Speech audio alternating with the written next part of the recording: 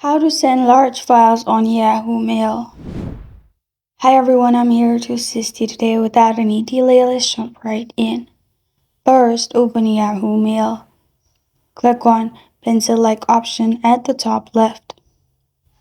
Then it will open a new page. Add the email you want to send to. Add all your text, and at the bottom you'll find attached file. Click on attached file, which is clip-like option. Then you'll find your device's file open up. Select the file, and as you can see, it is showing attachment is too large. So what you can do is press on OK. Then click on three dots and then click on link.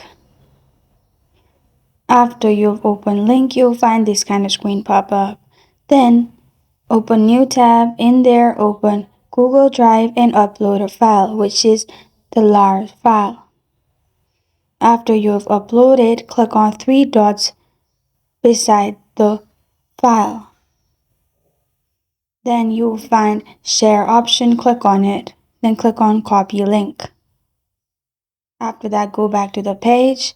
In link, paste the link, and at the top you can type in any topic you want and press on save.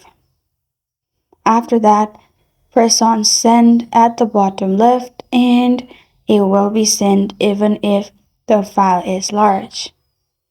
This is how to send large files on Yahoo Mail.